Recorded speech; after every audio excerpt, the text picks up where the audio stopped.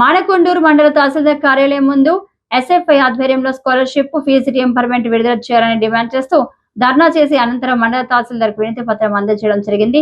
ఈ సందర్భంగా ఎస్ఎఫ్ఐ కరీంనగర్ జిల్లా ఉపాధ్యక్షుడు ఆసంపల్లి వినయ్ సాగర్ మాట్లాడుతూ కాంగ్రెస్ ప్రభుత్వం ఏర్పడి 18 నెలలు గడుస్తున్నా కూడా విద్యారంగంలో ఎలాంటి మార్పు లేదని, విద్యారంగ సమస్యల పరిష్కారం కాలేదని వారు తెలియజేశారు. మార్పు అంటూ అధికారం దక్కించుకున్న కాంగ్రెస్ ప్రభుత్వం ఇప్పటి వరకు పెండింగ్ లో ఉన్న స్కాలర్షిప్లు విడుదల చేయకపోవడం సిగ్గుచేటన్నారు. ఒక పక్క కాలేజీ యాజమాన్యాలు ఫీజు రియంబర్మెంట్ కట్టాలని విద్యార్థులను తల్లిదండ్రులను వేధిస్తున్నా కూడా ప్రభుత్వం చేయకపోవడం దారుణమన్నారు. వెంటనే రాష్ట్ర ప్రభుత్వం ఈ సమస్యను స్పందించి పెండింగ్ లో ఉన్న స్కాలర్షిప్ ఫీజు రియంబర్మెంట్ విడుదల చేసి విద్యార్థులకు న్యాయం చేయాలని కోరారు.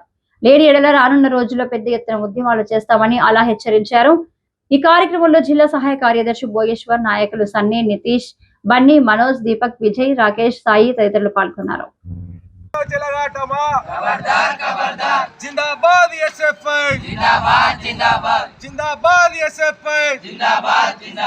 చదువుతూ పోరాడు జిందాబాద్ ఎస్ఎఫ్ఐ పరిష్కరించాలి విద్యారంగ సమస్యలను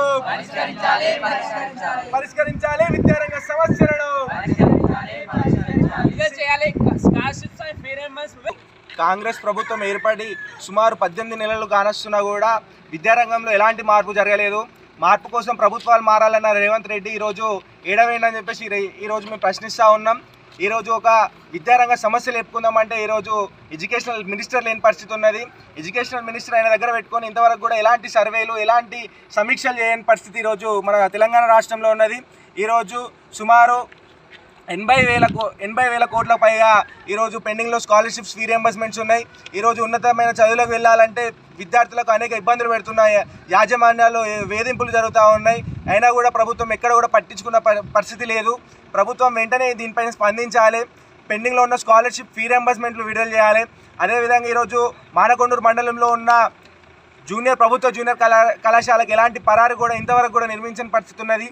ఇంతకుముందు అనేక ఫిర్యాదులు చేసినప్పటికీ కూడా ప్రభుత్వాలు పట్టించుకోలేదు.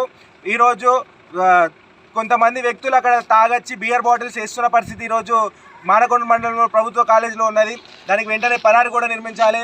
అదేవిధంగా విద్యార్థులకు వెళ్ళడం రావడం ఇబ్బంది అవుతున్న పరిస్థితిలో అక్కడ ఒక రిక్వెస్టెడ్ బస్ స్టాప్ని నిర్మించాలని చెప్పేసి ఈరోజు ఎస్ఎఫ్ఐగా మేము డిమాండ్ చేయడం జరుగుతుంది.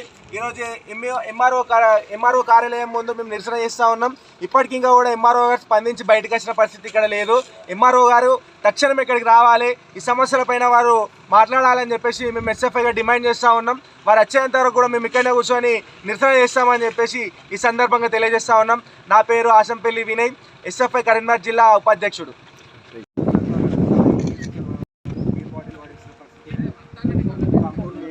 అక్కడ మొత్తం చిల్లర మరిగట్టే విధంగా దానికి పరాగు కూడా నిర్మించాలి. అదేవిధంగా పిల్లలకు ఈవినింగ్ అండ్ మార్నింగ్ టైంలో అక్కడ ఒక రిక్వెస్ట్ బస్ స్టాప్ని కేటాయించాలి. విద్యార్థులకు ఇక్కడ నుంచి సుమారు దగ్గర 2 కిలోమీటర్స్ డిస్టెన్స్ అవుతుంది. విద్యార్థులకు